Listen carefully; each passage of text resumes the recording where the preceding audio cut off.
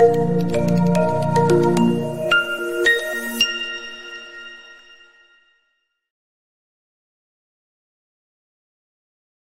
would like to welcome to the stage our next panel of speakers, Susan Reichle, who is the President and CEO of International Youth Foundation, Ahmad Alhendawi, who is the Secretary General of the World Organization of the Scout Movement, and Inger Ashing, who is the CEO of Save the Children International. So we're going to be talking about children and youth. Actually, today I brought my teenage son here as an intern, so I'm sure he'll be listening to every word. I promise no child labor laws are broken, at least I hope not, bringing him here. But today's program has been an overview of all of the massive challenges our faces right now. Probably don't need to list them all, but a few: hunger, climate, conflict. But we haven't really talked much about how this impacts the 1.8 billion young people in the world. So Asher, Inger, I would like to start with you. What does this mean for children? What is the current state for children given everything that we're facing? So I think it's important to remember that in former generations, as a parent, you always knew that your children will be better off than you were. And today, that's not the case. We see a child rights crisis of unprecedented scale. And a lot of the commitments that we were able to achieve, a lot of the progress we were able to make in regards to the SDGs have been reversed. So I don't exaggerate when I say it's a very dire situation. And I think climate conflict, COVID-19 has all combined to that situation. We see an increase in inequality, we see discrimination, and just to give a few examples, I mean, 1 billion children lack access to essential healthcare services. 1 billion. We have over 220 million children that has had their learning affected by the crisis. And even before the conflict in Ukraine, or the war in Ukraine that we heard about earlier, 450 million children were affected by conflict.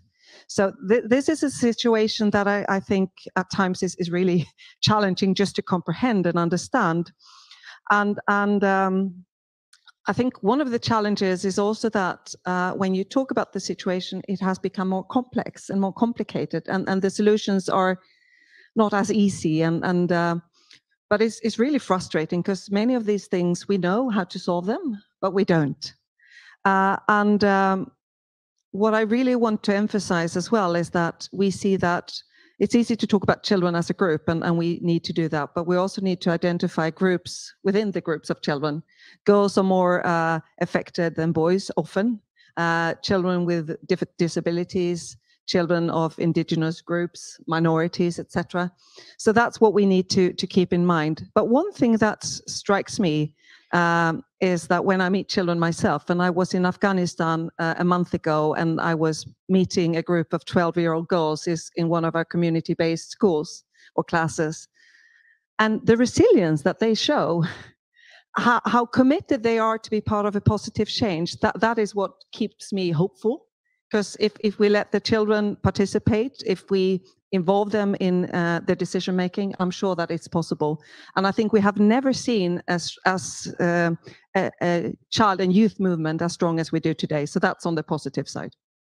Yeah, my stepfather is a professor, and the question he always asks his freshman year class is, how optimistic do you feel about the future? And pretty much everyone is like, no, not great. The world's is pretty bleak. But when he asks, how optimistic do you feel about your future? There is hope and optimism. So kind of echoes what you were saying. So next year we have the UHC high-level meeting again. What would you like to see prioritized on the agenda in centering children and thinking about how we can get back on track to the SDGs? We're at the halfway point now. What do you want to see prioritized? What I think is really critical is that we do not change the goals and the milestones. We really need to commit and continue to work to achieve what we agreed a number of years back. I think that is really, really critical. From my perspective, representing Save the Children, it's all about making sure that we are fulfilling children's rights, that we are taking that serious. We really need to acknowledge that we will not be able to respond to this crisis if we think about it as a short-term crisis. We need to address the long-term challenges, the root causes of what we see, and that is what I hope that we will see next year. I want less talk, more action.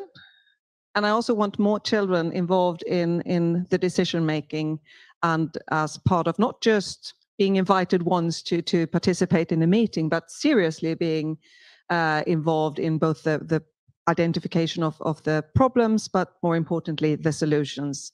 And I think that the final thing that I want to say is that on that question is that we need to involve the people that are affected. So it's great that people like us meet here, but if we don't see change in the countries, in the municipalities, in the villages where people live their lives every day, we will not see changes. And we also need to move away from this siloed approach that we have. I mean, often I've been part of different panels this week, as I'm sure all of you have. And when you talk about malnutrition, and then you talk about education, and then you talk about protection, and we need to do that, but we also need to see how they are all interconnected. And unless we take this holistic approach and think about it as a multisectoral challenge, and that needs multisectoral solutions, and a lot of different actors involved, we will fail. So that is what I hope that we will do differently next time. Great. Well, Ahmad, I'd like to bring you into the conversation. We've seen some pretty massive education loss. We just had the Education Summit earlier this week. When you're thinking about how we can make up for that, it's not just the academic education, right? It was the isolation. So many kids, teens, were at home, didn't get that interaction, the ability to do things even outside the classroom. What do you think needs to be prioritized as far as helping kids build the skills they need to transition successfully to adulthood? Yeah, thank you. Thanks for having us. And so great to be here. Great to have a discussion that is just appreciating the interdependence between all these issues. And I want to share with you a pledge right here that the UN General Assembly at the Transforming Education Summit by a head of a state. That was a strike reminder to me about the challenge we are dealing with. That head of a state pledged by the year 2030, he will reduce the number of children out of school by half.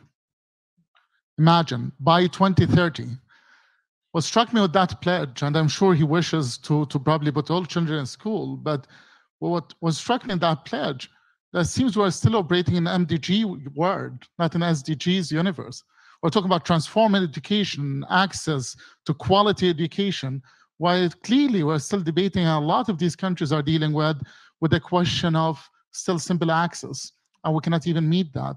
So in the context of transforming education and reflecting on the challenges of COVID, where 1.8 billion learners have been impacted, where in many countries you will find in the lower middle income countries, 6 out of 10 youth who will not continue secondary education, goes up to 9 out of 10 youth will not be able to continue secondary education. The question to access is still there. And I appreciate the ambitions we have this week about transforming things. But let's get real. I mean, it's still access. It's still access. As much as we would like the discussion to evolve, the problem didn't evolve with us. It's actually going backward and has been impacted even more because the digital divide has impacted even more the ability of countries to connect with the ones that they were enrolled already during the pandemic, to your question. And where we have been seeing opportunities, we have been seeing opportunities in other forms of rethinking education, not only transforming education. I think the discussion we have been having this week is an invitation to all of us to think, if we are acknowledging that our baseline is actually getting worse during this past few years to meet the targets and the goals of the 17 goals of the SDGs, then probably we need to think on a how young people are learning today. And let me tell you the challenge with formal education that we're seeing, where an organization like Scout, for example, trying to compensate for that. In places where you don't have access, it's almost too late. It's going to take a lot of time to get that access right. In places where you have access, the question of relevance and quality education is the problem, because you have young people today learning in different ways, accessing different tools. I heard it from many, actually, that young people can consume knowledge from whether TikTok, YouTube, other sources, where the former traditional education system is feeling behind in acknowledging how they are learning today. So you're losing at both ends. You're losing for the ones who have left behind, or you're losing the ones who managed to access. And rethinking education to transform it requires, in my view, further adoption for non-formal education tools like the ones that many of our organizations. By the way, I'm here a beneficiary of these two organizations. I'm representing the Scout movement. I was a fellow for IYF program, and I started my development career at Save the Children. I think I learned a great deal from these two organizations and others and the Scout, what I couldn't really attain from formal education system. Yeah, and so oftentimes you see either a formal education path or more workforce training, and sometimes some conflict about what should be pushed, either or. What do you think should be the balance of that and building skills that actually do align with workforce needs? I think the trend that I'm seeing as well in the formal education system is the non-formalization of formal education. I try to adopt more of the tools they use, focusing more on skills, focus more and developing the skills of young people. And then the question that organizations like us face themselves, we think we deliver skills for life. We think we deliver skills that will help young people stay competitive in the labor market, problem solving, working in teams, and that's what is non-formal education. However, the question of the verification of these skills and for it to be accepted in the labor market is still an issue. The other challenge you find today on in the formal education and how you can focus on more skills development. I sometimes think, and I want to speak to younger people, I mean, I was in Portugal at a scout camp from different countries. I asked 17 of our dinners, 17 scouts there, what do you use today? What social media you use? Out of the 17, I asked, do you use Facebook, for example? 15 out of the 17 said no. Well, they even judged me for the question. Why are you asking me? And 2 of them My said... My son is judging you right over there. So it's okay. I don't know who's here from Facebook or whatever. They use Instagram, though, so that's the thing. So for them, the question is, they evolve. And when you ask them how you acquire knowledge, how you access information, even the most advanced form of education system, do you want to convince me there's a teacher today can explain to kids in a school who are Googling and consuming information about buying a land in the metaverse, will that teacher be able to explain to them? So the gap is there both ends. In the places where we lag behind, we have a problem. In the places where we have access, I think there's a massive issue in finding a way about the future of learning. And can I just say something? I really had higher hopes this week with the discussion about education. I'm leaving New York tomorrow, and I think, probably still need more. Yeah, so following up on that digital divide, digital education, it's kind of interesting. Actually, just the other day, my son told me he was having a hard time understanding some math concepts from his teacher, but his classmates found this great YouTube instructor that they watch and figured, and it's really remarkable. And we did see a lot of innovations in digital education kind of forced by COVID, but not equal, right? And access not equal. So Susan, can you talk a little bit about that and what needs to be done to improve access so that we can really leverage and scale this innovation to everyone who needs it? Yeah, absolutely. Well, first, thank you. I mean, it's just great to have a spotlight on children and youth here at Devex, and it's just great to be with all of you. All of us, no matter what we were doing as the pandemic started, we all had to move into the virtual world very fast, right? And so, as Ahmad said, if we were lucky enough to be connected, and so at IYF, for example, moving everything we did, which was very experiential, as Ahmad knows, having been a fellow, very much hands-on, moving virtually. And that was great because it really, for a lot of the conversations this week were about how, it accelerated all of us moving digitally. But as we've been talking about, so many were not connected. And we were all very concerned and still are very concerned about that. And what we did and what we saw at IYF, for example, within the first couple of weeks of the pandemic, got on the phone and remember sitting out in the yard with the alumni of the Youth Action Net Fellows, Ahmad and others were a part of, and asking them, what do you need? And they said, we need help immediately to pivot to meet our communities. Getting back exactly what Ingrid was saying, we have to put them first. They will tell us. And once we heard that clarion call, it was really up to all of us to figure out, okay, let's get the funding to them quickly so that they could start to meet and I'm just going to give one example because it talks about the low tech. There are so many who obviously were not connected, and we needed to help those entrepreneurs who were out in the communities who saw the needs and said, okay, how are we going to move this into a low tech environment, educating? And they turned the parents into teachers. All of us who are, parents know what that's like, right? You just gave the example, Kate. It was like all of a sudden, okay, how can I help? Well, a lot of times they already know the answers, but we had to help. And through our amazing entrepreneurs, the young people who are out in the communities, they know the solutions. They need all of us in the ecosystem to help respond quickly. In this case, it's called Think Zone. They developed materials that could be one family has a cell phone, everything could be communicated, video recordings, lessons plans, download things offline. Was it ideal? No, but it helped that community get over the hump. I think the other thing we really learned through this as well, and we're still all learning, is it's not just the technology barrier that many face, it's also the community. Because anybody who is entering into a virtual world, even if they're connected in a different way or trying to learn through an entrepreneur, they need a community to help them. And we saw this in real time with our Google program, our partnership in Mexico, which was starting just as the pandemic began. And we created teams of, and mainly women, frankly, who could help support other women who were seeking IT certification and could monitor them every day and see, okay, they were falling behind in this area. What can we do to help them? Oh, okay, well, they have obviously a lot of, kids to take care of at home. They're dealing with other family members. How can we help them between midnight and 2 a.m. in order to get that certification? At the end of that program, we saw that 48% compared to the norm in Mexico of 28% became IT certified and were able to enter into it. So there are some opportunities as well. The other conversation, just to end there, though, I heard this week was we're worried there's just the innovation is going to fall off. People are exhausted. They're, as we were talking, just the huge barriers and challenges we have ahead of us. So a lot of opportunities, but we really need to re-energize ourselves to meet these challenges now. Great, thanks, Susan. I'd actually like to bring in a member of the audience, Kristen Lord, who is the president and CEO of IREX. Hopefully we can get a mic over to her. What do you think? What question do you have for panelists, or what do you want to add to the conversation? I'd love to add. Thanks so much.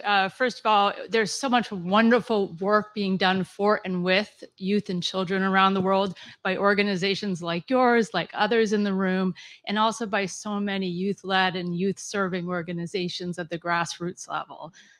Unfortunately, it does not even begin to address the scale of the needs or the magnitude of today's youth population, which is the largest in human history that has ever lived on the planet.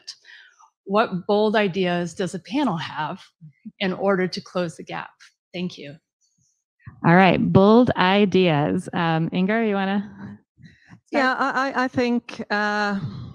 I think it's very basic. I mean, we need to ensure that, as I said before, that we have long-term solutions to many of the challenges. And it is as basic as ensuring that we have good enough educational systems, health systems, and that we invest in that in each and every country in the world. And unless we get that investment, unless we ensure that we have both access and quality, we will not be able to change things. And it's a bit boring to say that because you want that innovative, great idea, the quick fix, but there are no quick fixes, and I think that's the actual truth that we need to be aware of. But what I also think is that we need to understand also the divide, and I listening to my fellow panelists up here, I'm super excited by some of the incredible innovation that we see. And you spoke about how we all went digital, and I think that we have millions of children in different countries in the world that has digital competences now that they didn't have before COVID. And we need to invest in children everywhere to ensure that each and every child has the opportunity to be the best version of themselves. But it's so incredibly important that we don't leave children behind and that we include them in the conversations. And it's as basic as that. But I think that's quite bold, because a lot of decision makers are quite afraid to invite children and youth into the conversations, because they might have crazy ideas. They might want things that you are not prepared to do. So, but I think that's the bold move that decision makers can make or take. Yeah, I'm going to need the attention of everyone in the room. I'm going to ask a question, ask you to raise your hand. If you're affiliated, associated, beneficiary of one of the organizations I'm going to list, you can raise your hand after I finish the list. Scouting, Girl Guides, again, Scouting, Girl Guides, Red Cross and Red Crescent, the IFRC, Duke of Edinburgh Award, YMCA or YWCA. Please raise your hand if you relate to any of these organizations or you were beneficiaries in the past. Raise it higher. Don't be shy. Okay, decent. So what if I tell you 250 million young person today, to your point, after the 1.8 billion, 250 million young person are beneficiaries or members of this organization? And what if I tell you that these organizations came together in one alliance to establish a global fund for youth-led solutions in response to the pandemic? What if I tell you there have been a lot of money channeled for youth-led organization at a very cost-effective fund with lower overhead cost, at the same time targeting local solutions, supported and enabled by all our combined efforts of these 6 massive organizations coming together? And what if I tell you that that fund is coming to an end by the end of the year, and the challenges, all of our organization will be able to come back to our core business? And you know the message I have this week, people kept asking the sector and the youth organizations and the federations, come together, coordinate, work. We don't like to replicate the efforts. You should be closer to each other. And here we go, they've been closer to each other, launching a fund, punching with their collective contribution. Listen, I think the whole sector of youth is really not broken. It's currently broke. And it's sad that one of the most and the boldest alliances established in response to COVID, where we channeled a lot of money for youth-led solutions, about to dry up without any takers coming forward to say, we like that direction of travel. So I think we really need to, bold ideas are great. We have them, some of it in application, but we need also for some of that bold funding. And it doesn't even have to be that bold, in fact, for it to be a funding. But sometimes we really need to value some of what we have in place already. Great. Susan, you want to close us out with your bold idea? We didn't talk beforehand, but it was exactly that. I mean, if we let children and youth really lead, and with all of us and the private sector, getting back to the previous panels, together in an integrated approach, the world will be a better place. We just got to break down these stovepipes, and having everybody come together, so many are a part of, whether scouts or fellowships. And, I was at USAID for 25 years, where we had lots of fellowship programs over the years. Boy, let's just bring everybody together and let's invest and let them lead. And if we do that, I'm convinced we'll be on a much better path than we're on now. Great. Well, thank you. I think that's a good note to end on. So thank you, Susan, Ahmad, Inger, for your time today.